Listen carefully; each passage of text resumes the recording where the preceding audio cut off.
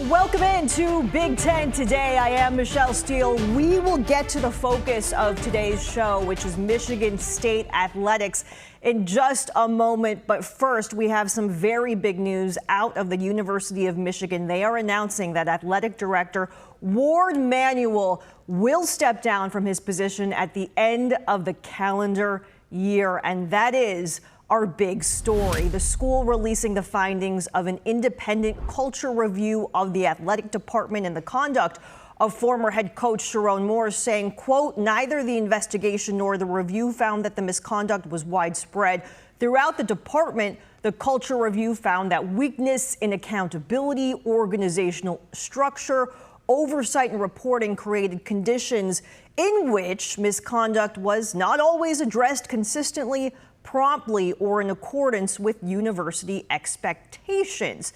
Michigan's president Dominic Grasso releasing his own statement as well, saying in part the review also identified interference, poor oversight, and failure of accountability by the highest levels of university leadership. This must change. Additionally, today, I am announcing that Warde Manuel has told me that he would like to step down. I have the deepest respect for Warde and his countless contributions to Michigan, and have asked him to stay on until the end of the calendar year. I have asked him, along with one of my trusted vice presidents, to serve as a special advisor to the president and help implement these reforms.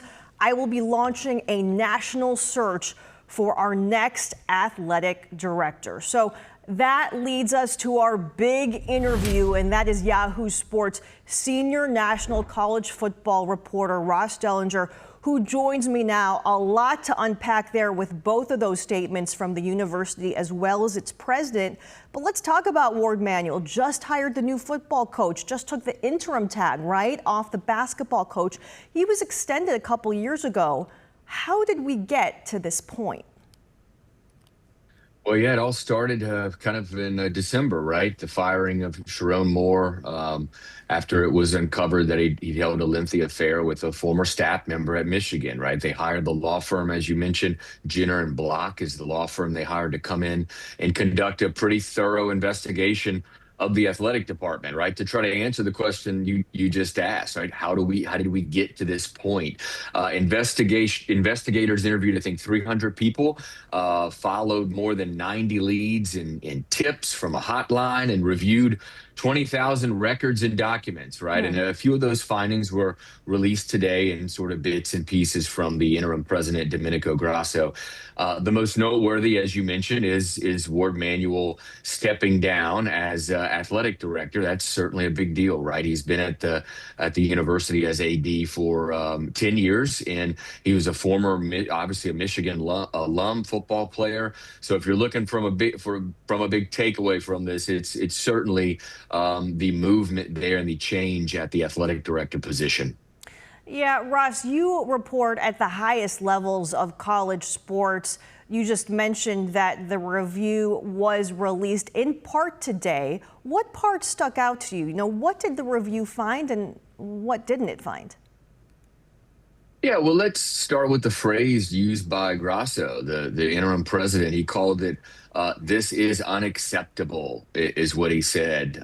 While Michigan didn't find evidence that any current employee knew of the relationship between Moore and his assistant, Manuel failed to, quote, quickly and effectively act on the allegations of wrongdoing within the department. That's what Grasso said. Obviously, that's why the school made the decision to part with the AD. What Michigan didn't release, though, is the full report or even much of an executive summary. We don't have much in print at all. It was only a 5-minute video from the interim president. They did release a document of reforms, which we can talk about later.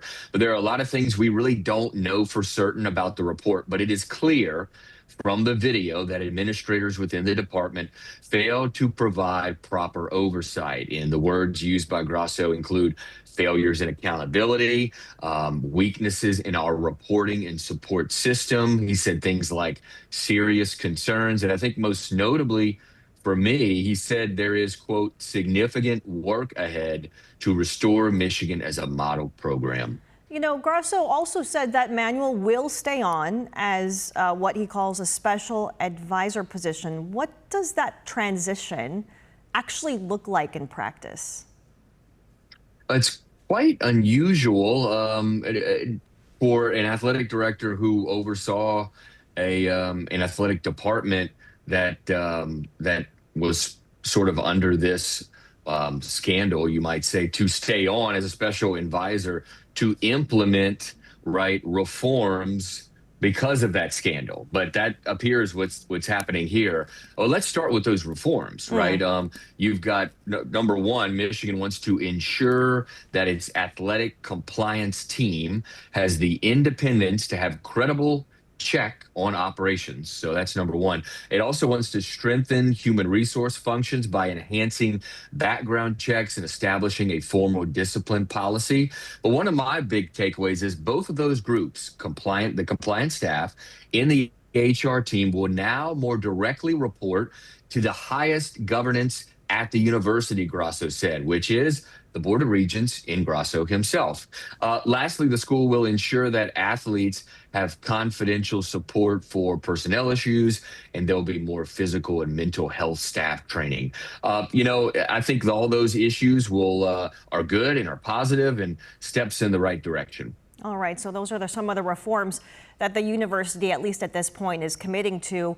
What should Michigan fans now expect from the national search for the next AD? I think it goes without saying that this is the most coveted, certainly most high-profile open AD job nationally. It is. He mentioned, Grasso, that he'll run a national search, and I can tell you already, my phone is abuzz with administrators who are, in no surprise, very interested in the position. It will be a very sought-after job. Michigan is obviously a huge brand in college athletics at a time when the biggest brands, have probably some of their most advantage that we've seen in sports because of NIL and athlete compensation. This is a huge job that would draw incredible interest. One thing to keep in mind is the school is also in a presidential search.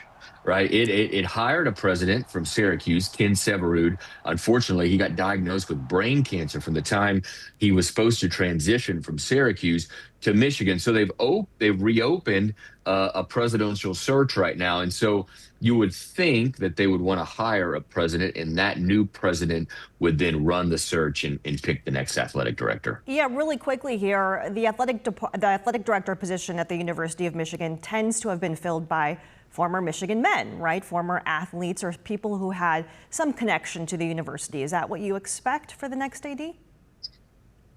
Actually, no. If you do look in the history of Michigan, you're right.